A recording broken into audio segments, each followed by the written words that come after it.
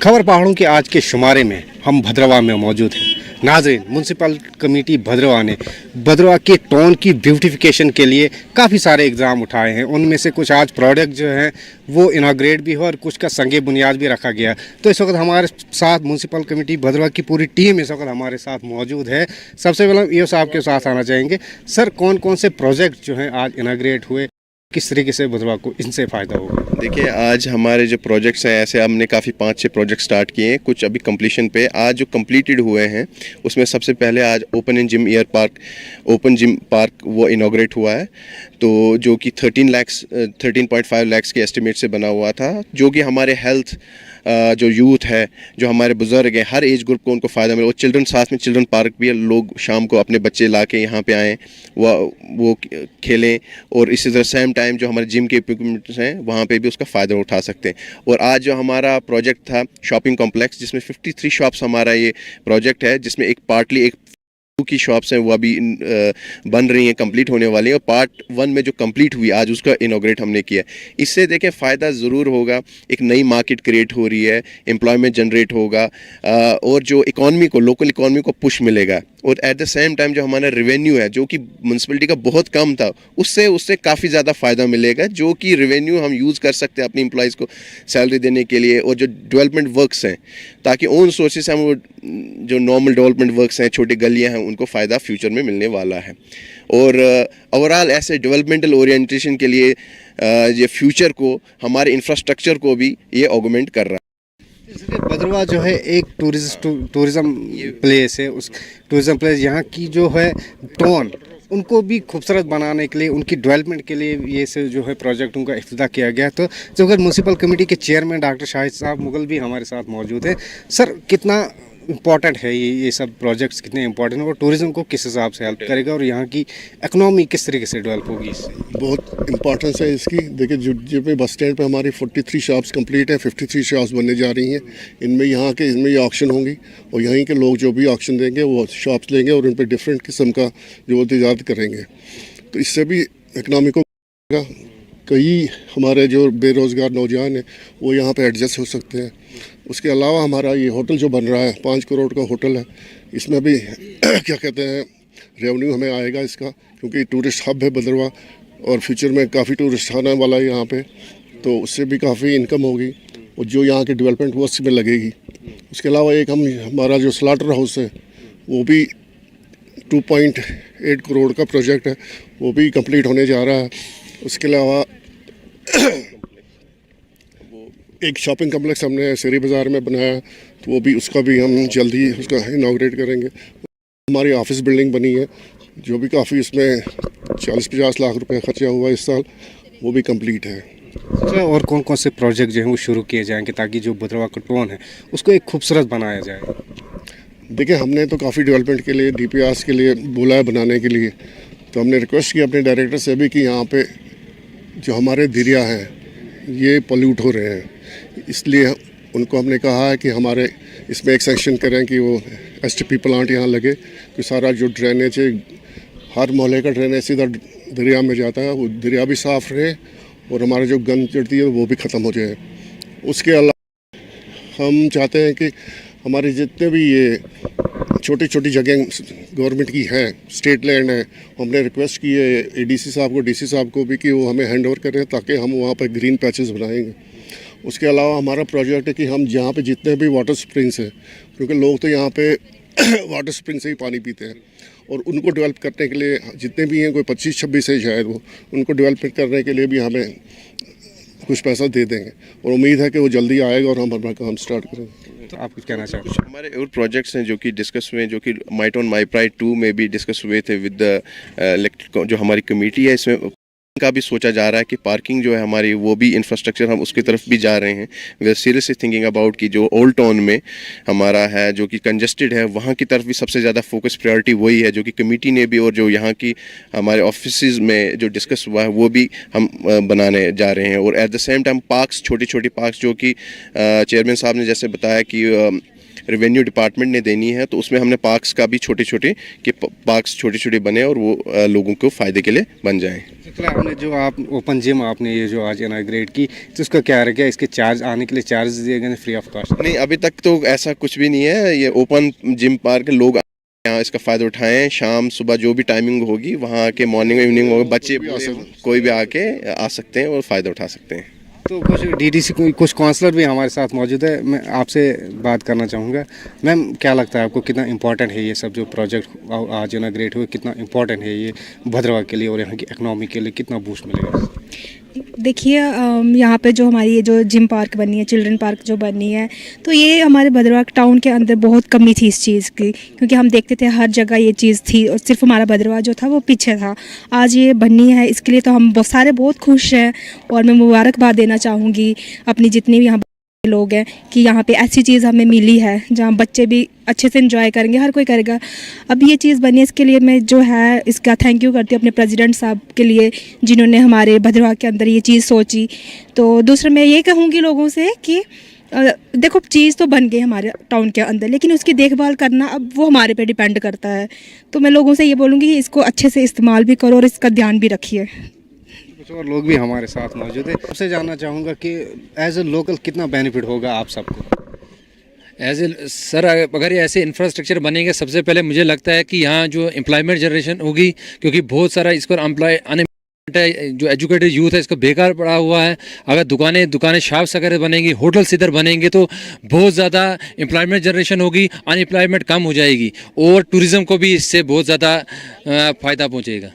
कि सबसे बात करके लगा हमें कि ये जो ब्यूटिफिकेशन ऑफ टाउन्स है, इन सब के लिए ये सब चीज़ें होना बहुत ज़रूरी है। उसके अलावा ये जो प्रोजेक्ट्स आज इनाग्रेट हुए, इससे कहीं ना कहीं इकनॉमी जो है वो कहीं ना कहीं डेवलप होगी। न्यूज़ 18 जम्मू कश्मीर लद्दाख हिमाचल के लिए भद्रवाह से मैं साहिर हुसैन।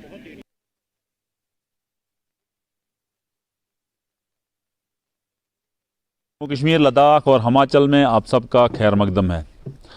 पहाड़ों की हमारे साथ डीएफओ भद्रवाह भी है। इन्होंने ये जो कटर पकड़े हुए हैं, ये कटर जो हैं ये उन लोगों से पकड़े हुए हैं जो लोग इसका नाजायज़ तरीके से इस्तेमाल कर रहे हैं। और बार बार जब डिपार्टमेंट ने उनको वार्न किया कि आप इस गलत रास्ते पे मत चलिए, कटर्स का इस्तेमाल मत करिए, इससे जंगलात का बहुत नुकसान हो रहा है, लेकिन जब उन लोगों ने, उन स्मगलर्स ने इस बात को समझा नहीं, उसके बाद जो है फॉरेस्ट डिपार्टमेंट ने एक सिटिंग ऑपरेशन शुरू किया और उस ऑपरेशन के तहत जो है हर जगह से ये कटर ला रहे हैं और इस जंगलात को बचा रहे हैं। हमारे साथ डीएफओ भद्रवाह चंद्रशेखर हैं। हम डीएफओ साहब से पूछना चाहेंगे, डीएफओ साहब, आपका जो चला हुआ है और आपने सोशल मीडिया के ज़रिए भी बहुत लोगों से अपील की कि जो लोग इसका गलत इस्तेमाल कर रहे हैं कटर का, क्योंकि ये डोमेस्टिक यूज़ के लिए था, लेकिन लोग अब इसको जंगल में जाके यूज़ कर रहे हैं और आपने बहुत सारे PSAs भी लगाए, उन पे कार्रवाई भी की, FIR भी अमल में लाई गई,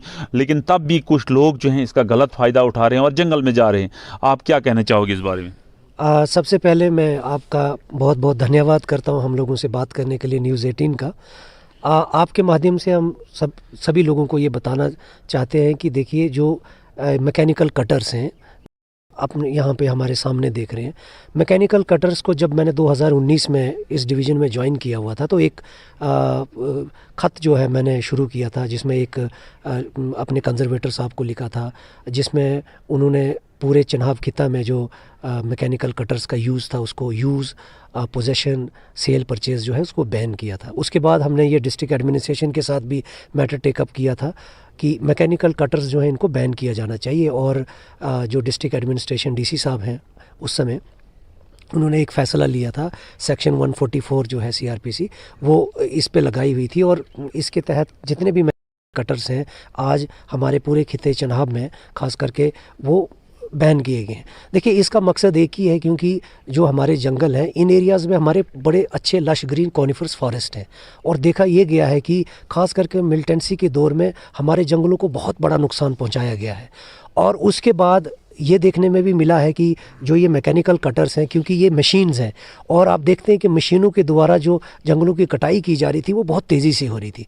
उसमें ये होता था कि जब तक हम पहुंचते थे उस समय तक कई बार आप देखते हैं कि ट्रेन हमारी ऐसी है कि वहाँ पहुँचने में 1 या 2 घंटे का समय लगता है, जब तक कि हमारे फॉरेस्ट जो हमारे फॉरेस्ट प्रोटेक्शन के लोग हैं, जब वहाँ पहुँचते हैं तो पहुँचने के हम देखते हैं वहाँ की कि इमीडिएटली वो पेड़ कट चुका होता था और वो कन्वर्ट भी हो जाता था, तो वहाँ से चोरी भी हो जाता था।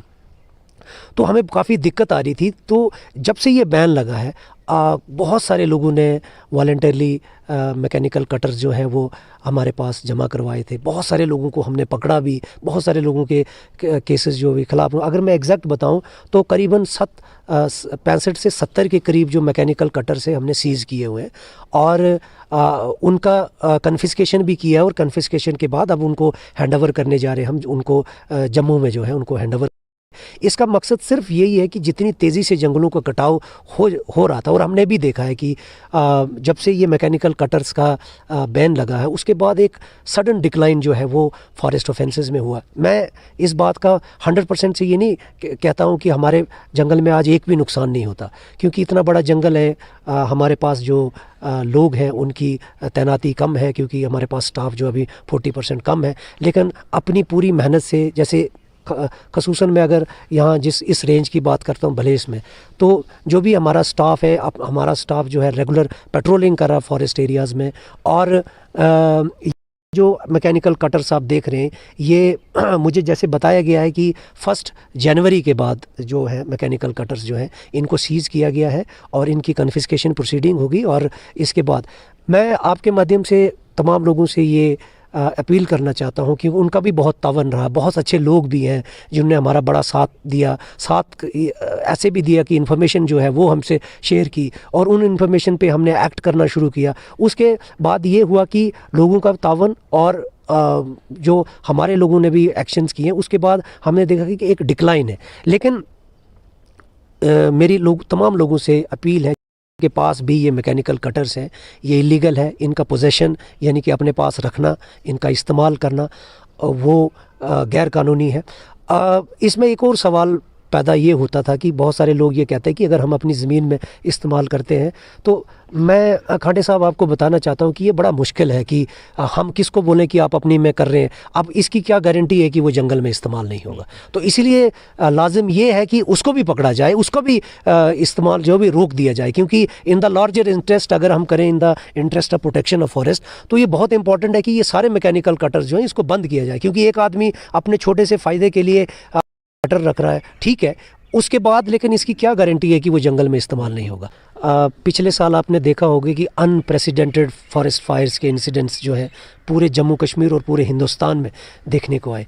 इसका मतलब ये है कि ड्राई स्पेल या क्लाइमेट चेंज जो है, यानी बड़ी देर तक बारिश का ना आना, और उसके बाद ये देखा गया कि जितने भी कारण हैं यहाँ पे, उन कारणों में सबसे बड़ा कारण ये होता है कि ड्राई स्पेल के बाद जो आम लोग हैं वो जंगलों की तरफ जाके जानबूझ के वहाँ पे आग लगाते हैं।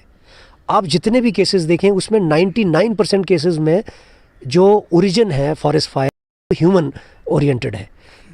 माने उसमें इंसान का कोई ना कोई इंटरफेरेंस रहा होता है। जानबूझ के वहाँ पे जैसे जाते हैं कि वहाँ पे कोई ऐसा जो फ्यूल है वो पड़ा हुआ है, उसको जानबूझ के आग लगाई जाती। देखा ये गया था कि हमारे लोगों में एक भ्रांति है, एक मिसकंसेप्शन है। उनको ये माना जाता है कि अगर हम जंगल में आग लगाते हैं तो अगले साल बहुत अच्छा घास यहाँ पे आएगा। आप जानते हैं कि लोकल्स ये समझते हैं। दूसरा, कई बार जानबूझ के जंगलों में आग लगा जाती कि बस कहीं पे वो बैठे हुए हैं अपने मवेशियों के साथ, तो वहाँ पे आग जला देते हैं, फिर भूल जाते हैं कि उसको भी बुझाना भी है। ये है।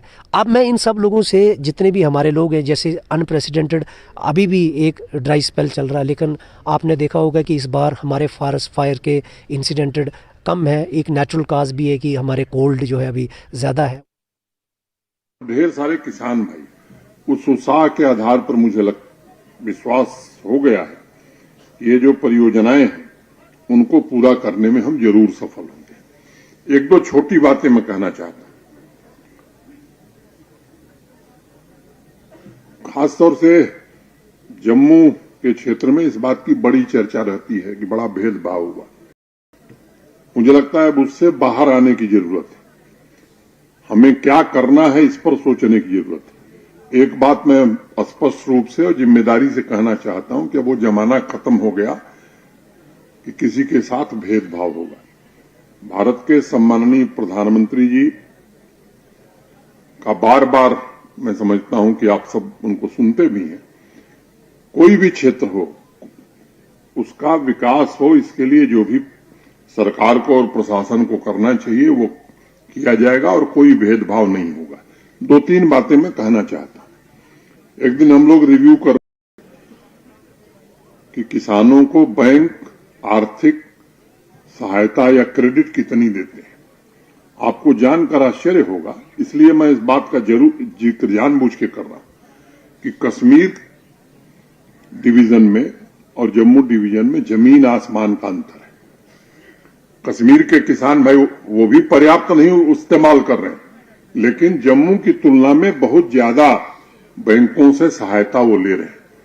तो मुझे लगता है कि यहां जो हमारे प्रबुद्ध लोग हैं और खासतौर से हमारे जो एग्रीकल्चर और एलाइड सेक्टर के हमारे साथी हैं अफसर, उनसे मैं निवेदन करना चाहता हूं कि इस काम में हमें तत्परता से आगे बढ़ने की जरूरत है, क्योंकि बिना उसके खेती आगे नहीं बढ़ सकती है। कुछ कानून थे जो प्रतिगामी थे,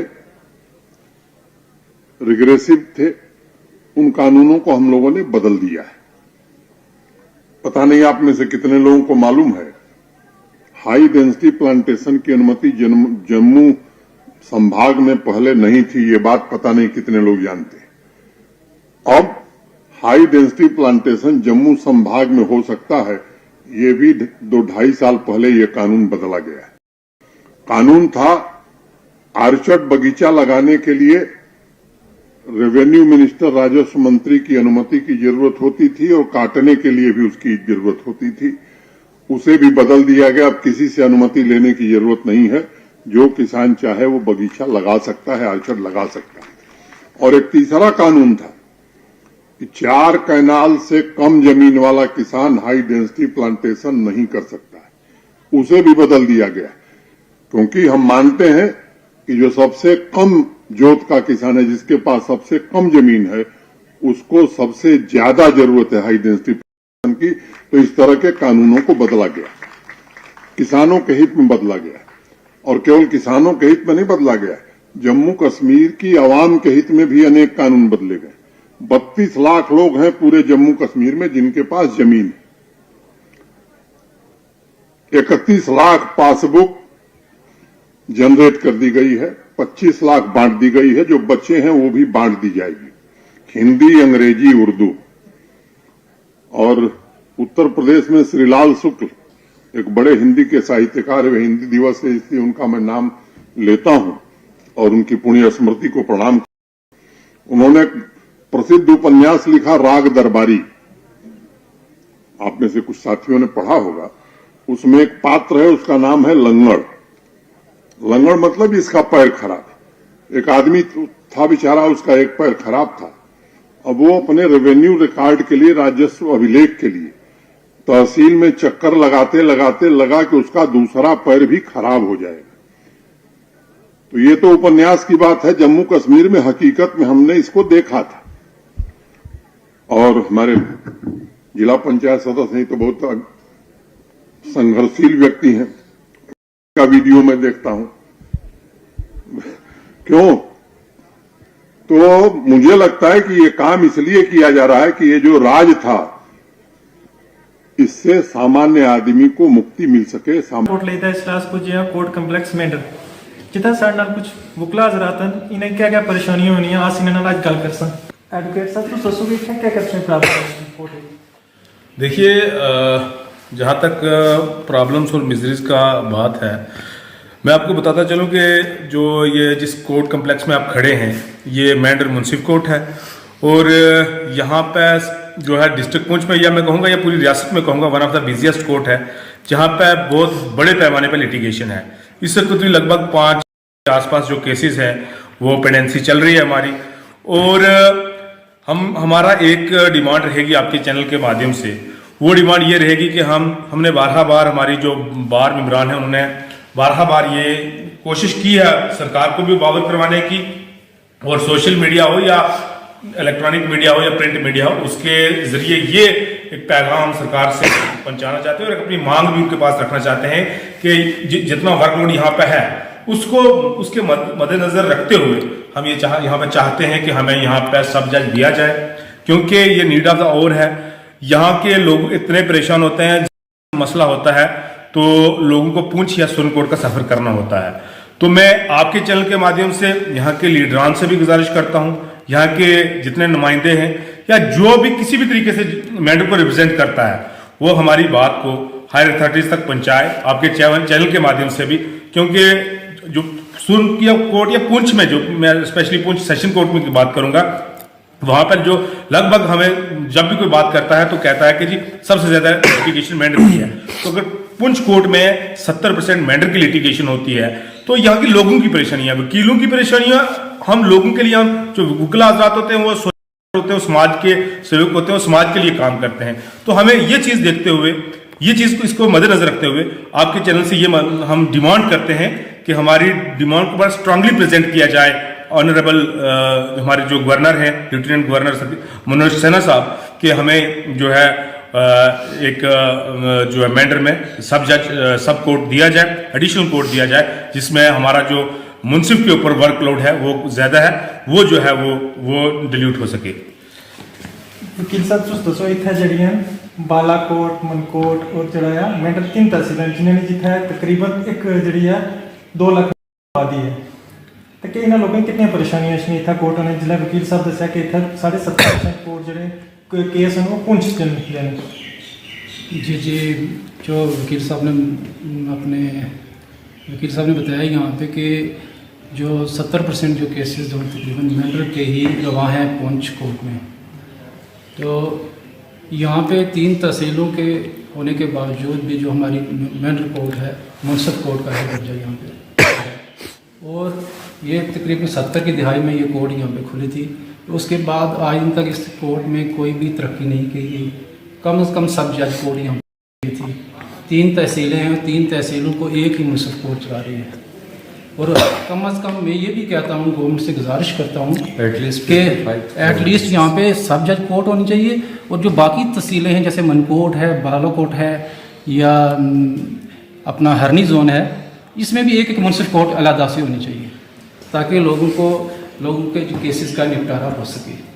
तो मेरी यही गुजारिश है कि हम तकरीबन, मेरी यहाँ पे 22 साल प्रैक्टिस हो चुकी है, हमने 12 हाई कोर्ट और दीगर अदारे जो हमारे सेक्रेटरीट के हैं उनको हमने रेजोल्यूशंस भी भेजे हैं। उनने हमें यकीन भी दिलाया कि हम आपको एडिशनल सेशन कोर्ट देंगे, लेकिन उसके बावजूद भी वो आपने जो उन्होंने हमारे साथ वादे किए थे उनके साथ वफा नहीं किया। हम यही गुजारिश करते हैं आपके चैनल के माध्यम से कि हमें यहाँ पे अगर एडिशनल सेशन कोर्ट नहीं दे सकते तो सब जज कोर्ट तो दें, और बाकी जो तहसील से हैं उनको एक मुंसिफ कोर्ट ज़रूर दें। जी तो उसमें कुछ जानना चाहिए सर। देखें, हमने बहुत बार जो है वो अपनी रिप्रेजेंटेशंस बहुत सारे वकला हजरात के साथ लेके हम हाई कोर्ट तक भी हमने रुजू किया। हम रिसेंटली हमारा एक वफद जो था वकीलों का वो हाई कोर्ट में गया था, रिप्रेजेंटेशन दी थी। उसमें हमारे सीनियर एडवोकेट साहब मुर्जा खान साहब थे, कुरैशी साहब थे, हसनैन अहमद सिद्दीकी साहब थे। तो उसके बावजूद भी इतनी रिप्रेजेंटेशन जाने के बाद भी जो है वो किसी किस्म का कुछ भी जो है अमल वो नहीं लाया गया। अब मुख्तसर बात यही है कि यहाँ पे जो मुंसिफ कोर्ट है इसमें जो पेंडेंसी ऑफ सूट है वो बहुत ज़्यादा है। लगभग आज की डेट में अगर देखा जाए तो वो 55,000 जो केसेस हैं, इससे भी ज़्यादा जो जायद केसेस यहाँ पे हैं। और जो पुंछ डिस्ट्रिक्ट कोर्ट की बात की जाए तो 80% लिटिगेशन जो है वो सिर्फ मैंडर की है। तो इसमें कहीं ना कहीं जो कॉमन मैन है वो बहुत ड्यू टू यहाँ से, क्योंकि जो पुंछ का सफ़र है वो लगभग 40-50 किलोमीटर है, यहाँ से उनको जाना पड़ता है लिटिगेशंस में जितने भी क्रिमिनल केसेस हैं। तो इस वजह से हमारी यही एक सबमिशन है वो मैं कहूँगा इंतज़ामिया से कि जो है यहाँ पे मुंसिफ कोर्ट के अलावा भी एटलीस्ट आप एडिशनल सेशन जज नहीं कर सकते तो जो है सब जज कोर्ट का वो जो है वो ज़रूरी है यहाँ। तो उसमें दसो अगर इतना सब जज की पोस्ट दी जाए तो इतना लोगों कितना फायदा हो सकता? देखिए जैसे जो मेंडर का एरिया आपको पता होगा कि मैक्सिमम यहाँ पे केसेस रहते हैं, हर तरीके के केसेस यहाँ पे होते हैं। और जो मुंसिफ कोर्ट में तो इसमें अगर काफ़ी ज़्यादा केसेस होंगे, अगर यहाँ पे सब जज मिलेगा तो उसकी वजह से लोगों की परेशानियाँ बहुत हल होंगी। तुसां सुनिया इन्हां दी गल्लां इन्हां एक ही डिमांड की कि इत्थे जिहड़ा सब जज होना चाहिए मैंडल और जिहड़ा आ बालाकोट दा मनकोट जिहड़ा आ एक कोर्ट दिता जाए ताकि जिहड़े इत्थे लोकें गी परेशानियां होनियां तो वो कम है। Nazim Ali, news 18 Mendel.